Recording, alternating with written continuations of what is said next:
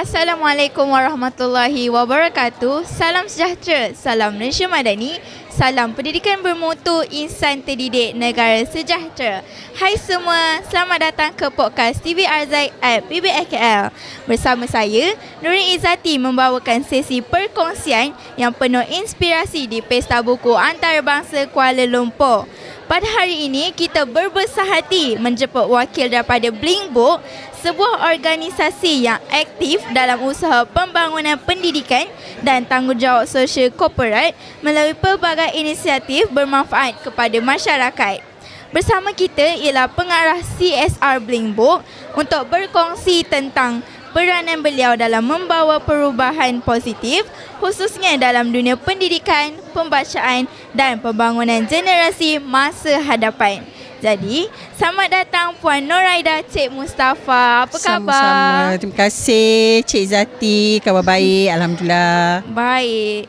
Jadi, kita teruskan kepada soalan pertama. Sebagai pengarah CSR Bling Book, apakah misi utama yang ingin dicapai melalui program-program yang dijalankan? Okey, baik. Bling, kita setiap tahun kita ada satu program yang kita namakan program Jelajah Sekolah Bling. Program Jelajah Sekolah Bling ni masuk tahun ke-12 tahun ni.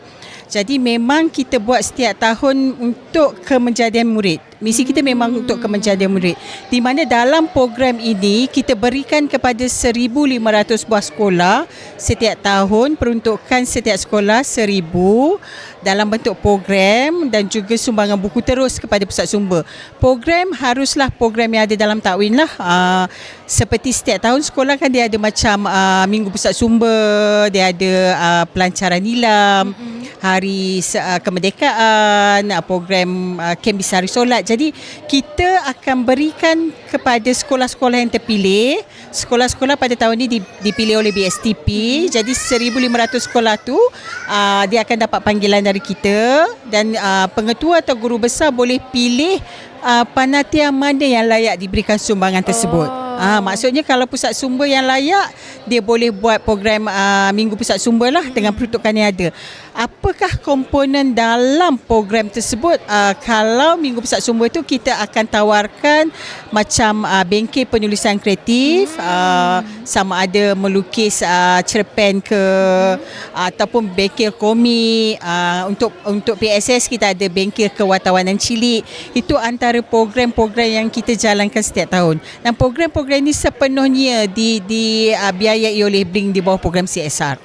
Menarik ya, aktiviti-aktiviti yang dijalankan oleh Bling Book ni sangat memberi manfaat kepada pelajar-pelajar. Baiklah, kita beralih kepada soalan yang kedua. Okey. Pada pandangan Puan, sejauh mana budaya membaca mampu memberi impak kepada pembangunan generasi muda pada hari ini?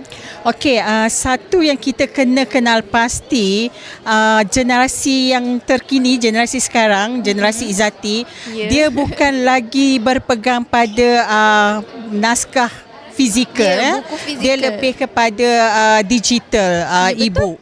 Jadi apa yang boleh kita berikan tahun ini, tahun kedua, tahun lepas Bling telah menyumbang sebanyak 3.1 juta kepada 10,238 buah sekolah seluruh Malaysia, iaitu kita berikan setiap sekolah rak maya. Di dalam rak maya tersebut kita ada 30 buku digital e-book. Pada tahun ini kita menambah peruntukan tersebut kepada 2 juta lagi peruntukan tambahan. Dengan setiap sekolah dia akan dapat lagi 20 e-book yang baru percuma. Jadi kita harapkan dengan sumbangan ini selaras dan sejajar dengan pendirian Kementerian Pendidikan Malaysia, di mana ingin Kementerian Pendidikan dia ingin melestarikan pendidikan digital. Jadi sumbangan Bling ini seiring dengan komitmen tersebut. Kita harap pembacaan bukan saja melalui naskah fizikal, tapi sejajar dengan kehendak pelajar, iaitu bacaan melalui e-book dan naskah digital juga. Puan, saya perasan bila kita lagi banyak membaca buku-buku ni, kita punya penulisan karangan tu jadi lebih bagus. Betul tak? Betul. Okey, satu juga yang macam yang Zeti cakap tadi, karangan tu lebih bagus. Okey, satu kenapa Blink saya selalu tekankan bila saya ke mana-mana, ke negeri-negeri, selalu saya tekankan buku, komik dan novel Blink adalah komik dan novel pendidikan. Di mana isinya cerita tapi bahasa dia bahasa buku teks.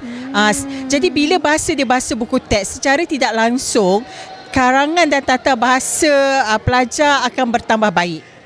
Baik, faham. Jadi nampaknya kita sudah sampai ke pengakhiran podcast. Jadi terima kasih kami ucapkan kepada pengarah CSR Blimbuk atas perkongsian yang sangat bermakna dan membuka perspektif tentang pentingnya pendidikan, pembacaan serta tanggungjawab sosial dalam membentuk masyarakat yang lebih baik. Semoga segala perkongsian hari ini dapat memberi inspirasi kepada kita semua, khususnya anak muda untuk terus menimba ilmu dan menjadi individu yang memberi manfaat kepada masyarakat. Sama-sama. Dan kepada anda di luar sana, jangan lepaskan peluang untuk memeriahkan Pesta Buku Antarabangsa Kuala Lumpur yang berlangsung dari 29 Mei hingga 7 Jun di WTC Kuala Lumpur. Jumpa lagi dalam podcast TVRZ at PBKL. Teruskan membaca, teruskan belajar dan terus menginspirasi. Terima kasih dan bye.